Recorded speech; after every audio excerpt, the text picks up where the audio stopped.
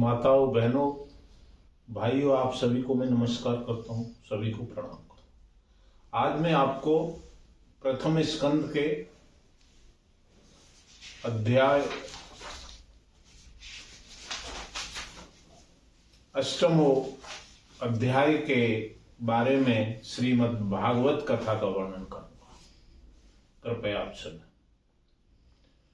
नमस्ये पुरुषं त्वाद्य मोक्षरं प्रकटे परम अलक्ष्यं सर्वभूतानां अंतर्बहिरेव स्थितम्।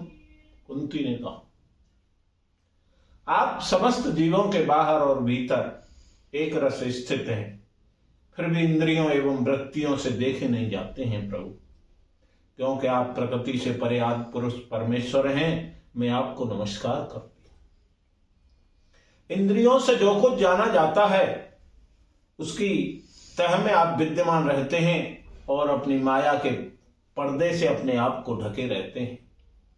मैं अबोध नारी, आप अविनाशी पुरुषोत्तम को भला कैसे जान सकती हूं, जिस प्रकार मूढ़ लोग दूसरा भेष धारण किए हुए नट को प्रत्यक्ष देखकर भी नहीं पहचान सकते हैं, वैसे ही आप दिखते हुए भी नहीं दिखाई देते हैं। आप परमहंसों के हृदय में अपनी प्रेममयी भक्ति का सृजन करते हैं, अवतीर्ण हुए हैं, फिर हम अल्प बुद्धि स्त्रियां आपको कैसे पहचान सकती। आप वसुदेव देवकी नंद गोप के लाडले गोविंद को हमारा बार बार प्रणाम, जिनकी नाभि से ब्रह्म का जन्म स्थान कमल प्रकट हुआ, जो समान विशाल एवं कोमल है, जिनके चरण कमलों में कमल का चिन्ह है। श्री कृष्ण, ऐसे आपको हम बारंबार नमस्कार करते हैं।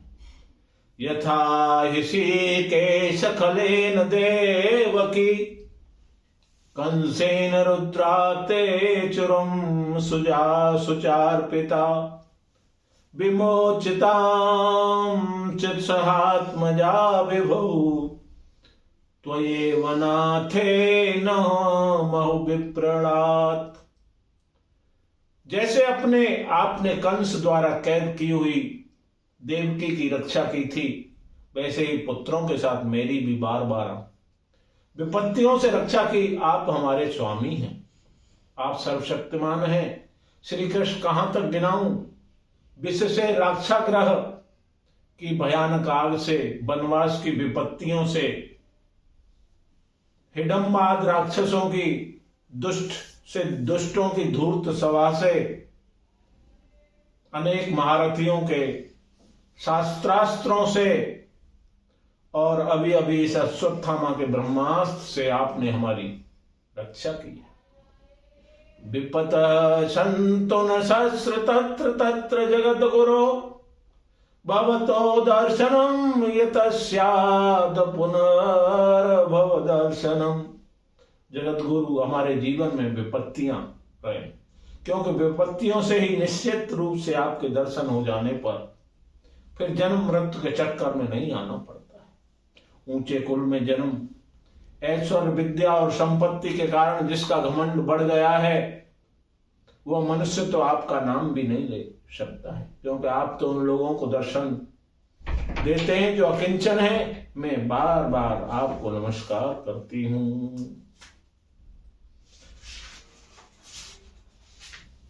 गोप्याद देवत्युक कृतागसदाम तावद याते देशा शुश्रकलिला जन्म संप्रमाक्षमम् वक्त्रं गिनीय भयभावनाया स्थितस्य सामा विमोहयति वीरपेयद्य भवति।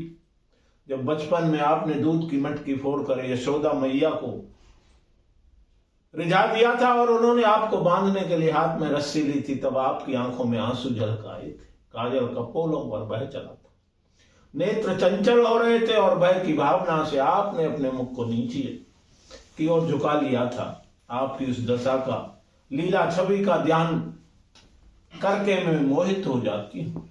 भला जिससे कि डर से भय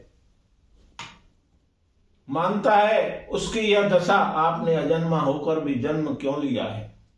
इसका कारण बतलाते हुए कोई कोई महापुरुष भी कहते हैं, जैसे मलयाचल की कीर्ति का विस्तार करने के लिए उसमें चंदन प्रकट होता है, वैसे ही अपने प्रिय भक्त पूर्णालोक राजा यदु की कीर्ति का विस्तार करने के लिए आपने उनके वंश में अवतार ग्रहण किया है। बोलिए श्रीमद् भागवत महापुराण की जय। जय जय श्री राधे, जय जय श्री राधे श्याम। पुनः प्रणाम।